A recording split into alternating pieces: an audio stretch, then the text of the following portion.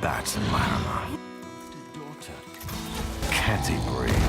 Newly crowned king of the Leghead barbarians. Wolfgar. Drizzt de Worden.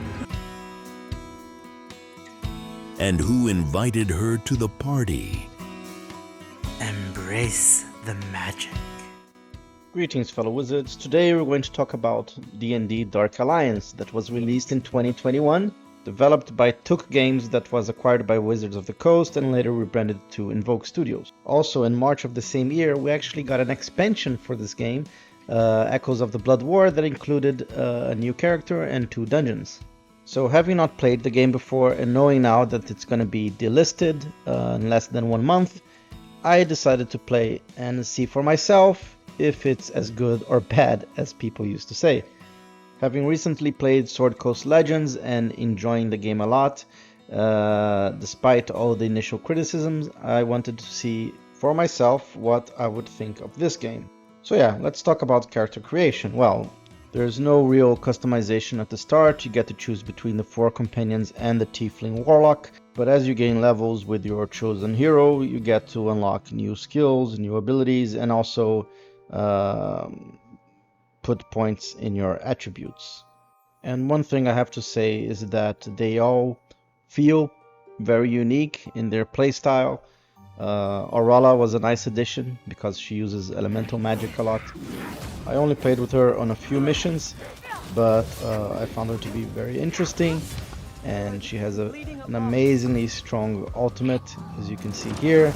It's basically this laser beam that destroys most things in a few seconds. Now, the one I most enjoyed was, of course, Drizzt de Worden. Even though he is a bit squishy, you get some really cool powers like going invisible, and then his Globe of Darkness is mega buffed in this game because it moves and does damage. Yeah, he's just a really good skirmisher, you know, striking in, dodging, weaving between foes.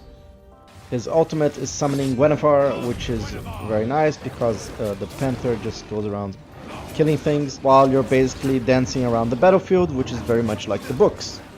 I also really enjoyed Catti-Brie as the ranged option because, for example, this enemy, if you hit it or come too close to it, it deals fire damage to you. So I would just stay at range, use her little acrobatics to move, attack, and she also has a heal on a cooldown, which is great because you're usually limited to 3 healing potions until you short rest. As for boss fights, I think some are quite memorable, like this Beholder here. And even though it doesn't use its eye stalks, it has a bunch of other cool moves, like this one that could one-shot you, so I jump off the ledge. And yeah, and basically he gets me with his eye beam. And as you can see, I'm nearly dead, and so is he. I no longer have healing potions. So it was quite a dramatic fight. And luckily, I managed to get him in the end.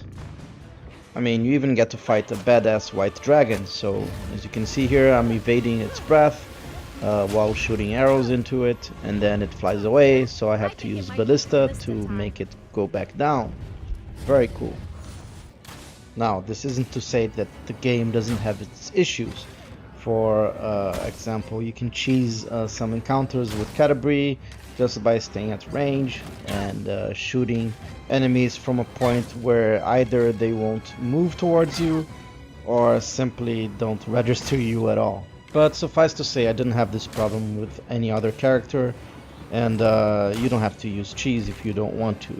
One thing people recognized is really good in this game, even back at release, is the cutscenes. The snap of its scrawny neck. Oh, I like those dull eyes staring. That funny face. So yeah, the cutscenes are pretty badass, but let's talk about the lore, shall we? Though the crystal shard was lost. So I really like the plot for this game because the Crystal Shard is basically the most famous trilogy involving Drizzt, and it's set right after these events. The way the artifact works, it basically tries to lull enemies close to it so it can mind manipulate them, and the one who uses the crystal shard will eventually erect towers in its name. So the Servant of the Shard is actually a great book where it shows Jarlaxle under the influence of the crystal shard. So yeah, I want to keep this video relatively short. I do wish there were more D&D elements to the game. You can see here, for example, the Pact of the Chain doesn't give you a familiar. It's just like random bonuses. And combat can be a bit repetitive. But here's the thing, at the same time, when you vibe with a certain hero, you really get to enjoy leveling him or her up, learning the new movesets, and you know, kind of becomes fun when you learn to use all the combos, etc., even if it's the 50th goblin you're killing. But I want to know your opinion. Have you played Dark Alliance? Do you plan on playing it before shutting down? Let me know in the comments.